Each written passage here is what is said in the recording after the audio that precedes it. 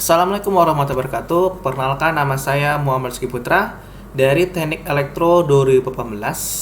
Pada kali ini saya akan menjelaskan tentang etika profesi khususnya di bidang teknik elektro. Jadi, apa sih etika profesi itu?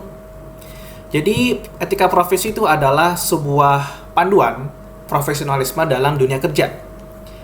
Jadi, kita sebagai calon sarjana nanti, kita tuh harus memahami bagaimana sih etika sebagai orang profesional yang tepat. Dan kita tahu sih gimana cara bicara, cara bertindak, dan juga mengambil keputusan secara profesional itu seperti apa. Jadi sebagai profesional di dunia kerja, kita harus selalu mengingat etika yang pantas agar kita dapat menjalin hubungan yang baik dalam seluruh bagian organisasi di perusahaan yang kita akan tempati nanti. Lalu ini terdapat prinsip etika profesi, di mana prinsip etika profesi ada 4. Yang pertama, prinsip tanggung jawab, di mana kita sebagai profesional, kita harus bertanggung jawab terhadap dampak dari keputusan dan apapun yang dibuat dalam pekerjaan pada kehidupan orang lain dan juga masyarakat umum. Lalu yang kedua ada prinsip keadilan, di mana prinsip keadilan ini apapun yang kita lakukan harus adil dan diberikan pada siapapun yang berhak. Apalagi bagi profesi yang melayani masyarakat, seperti petugas kesehatan, polisi, dan lain sebagainya. Lalu yang ketiga ada prinsip otonomi, di mana profesional dalam dunia kerja ini memiliki kebebasan serta wewenang untuk bekerja sesuai dengan profesinya. Dan yang terakhir adalah prinsip integritas moral, di mana dalam etika profesi dan sebagai seorang profesional, kita harus ingat untuk menjaga kepentingan profesi, diri sendiri, serta kepentingan masyarakat. Baik, ini ada salah satu contoh pelanggaran etika profesi di teknik elektro, khususnya di bidang kontrol dan instrumentasi. Jadi ini adalah gambar dari salah satu perusahaan pengisian jus, dan ini adalah mesin filling atau mesin pengisian jus. Nah, ini tampak depannya. Lalu di sini ada tampak belakangnya ya, khususnya bagian tabung-tabung silinder sebagai penyimpanan sementara jus. Dan di sini ada video singkat ketika pengisian jusnya ya. Jadi seperti ini pengisiannya. Jadi bisa dilihat ini tiga servo ini dia mendorong platformnya ke atas dan ke bawah. Dan bisa dilihat di bagian platform ini terdapat kebocoran ya, bocoran atas ini. Nah, kebocoran atas ini disebabkan karena seal karet pada tabung silinder itu kurang rapat ya, atau ada yang robek pada karet sealnya itu.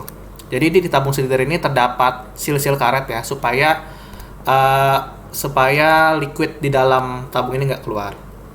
Jadi seharusnya sebagai orang maintenance yang bekerja di perusahaan ini harus dicek lagi secara berkala ya, supaya tidak lagi terjadi kebocoran ya.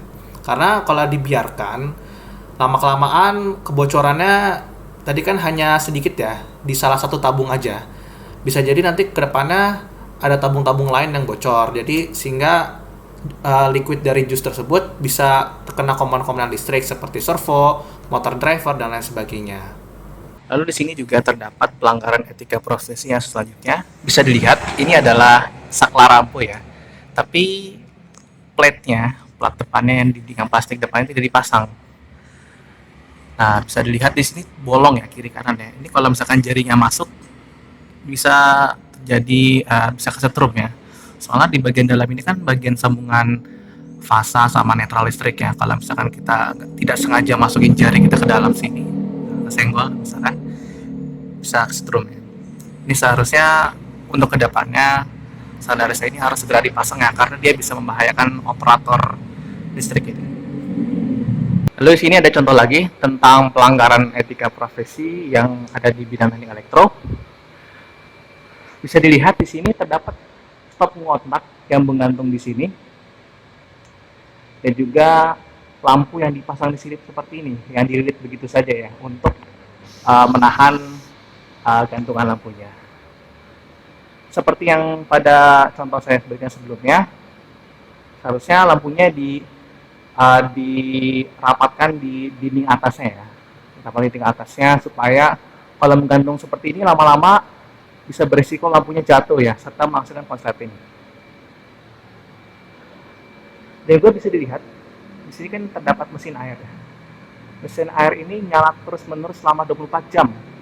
Padahal di dalam gedung kos ini posisi airnya sedang tidak dipakai ya. Seharusnya di set bagaimana ketika tidak ada aliran, tidak keran yang tidak terbuka, mesin airnya mati karena ini merupakan pemborosan listrik. Sekian video singkat dari saya, kurang lebihnya mohon maaf. Wassalamualaikum warahmatullahi wabarakatuh.